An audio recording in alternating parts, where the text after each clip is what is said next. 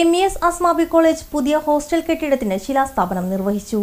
സാധാരണ കുടുംബങ്ങളിൽ നിന്നുള്ള വിദ്യാർത്ഥികൾക്ക് ഉന്നത വിദ്യാഭ്യാസം ലഭ്യമാക്കുന്നതിന് സൗജന്യ നിരക്കിലുള്ള ഹോസ്റ്റൽ ലഭ്യമാക്കുന്നതിന്റെ ഭാഗമായി MES അസ്മാബി കോളേജിൽ 200-ലധികം വിദ്യാർത്ഥിനികൾക്ക് താമസിക്കാൻ കഴിയുന്ന ഹോസ്റ്റൽ കെട്ടിടത്തിന് MES സംസ്ഥാന പ്രസിഡന്റ് ഡോക്ടർ ഫസൽ ഗഫൂർ ശിലാസ്ഥാപനം നിർവഹിച്ചു. College chairman advocate Navas Kattakath അധ്യക്ഷത വഹിച്ച ചടങ്ങിൽ മുൻ Indian football captain CV Pappachan, MES സംസ്ഥാന ജനറൽ സെക്രട്ടറി KK കുഞ്ഞുമൊയ്തീൻ, സംസ്ഥാന standing committee chairman Hamsa Koya, college secretary and correspondent VM Shine, treasurer PS Mujeeb Rahman, principal doctor Sameena തുടങ്ങിയവർ പങ്കെടുത്തു. അതാണ് നമ്മൾ കോട്ടയത്തും നമ്മൾ ഈരാറ്റുപേട്ട മറ്റേ എരുമേലിയിലൊക്കെ ഈരാറ്റുപേട്ടയൊക്കെ കണ്ടത്. അപ്പോൾ വളരെ ആലോചിച്ചിട്ട് വേണം ചാടി കയറിയിട്ട് കാര്യങ്ങൾ ചെയ്യാൻ. പിടിയോ ഇത് എങ്ങോട്ടേക്കാണ് പോകുന്നത് നമുക്കാർക്കും.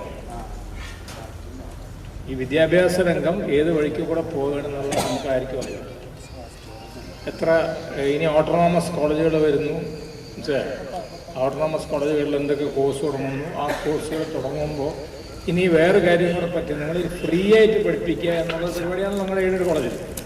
അതാണല്ലോ അതിൻ്റെ താല്പര്യം. ആൾക്കാർ എയ്ഡഡ് കോളേജ് പഠിക്കുക എല്ലാം ഫ്രീ ആണ്, എക്സെപ്റ്റ് ഫോർ ദി മാനേജ്മെൻറ്റ് ഫീ, ബാക്കിയൊക്കെ ഫ്രീ. അതിപ്പോൾ കുട്ടികൾക്ക് വേണ്ട ഫ്രീ ആണ്.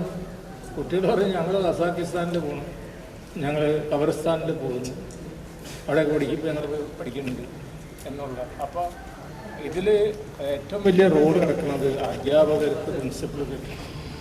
മാനേജ്മെൻറ്റ് കമ്മിറ്റിയെ അവർ ഗൈഡ് ചെയ്യും എന്താണ് ഇതിൻ്റെയൊക്കെ സ്കോപ്പ്.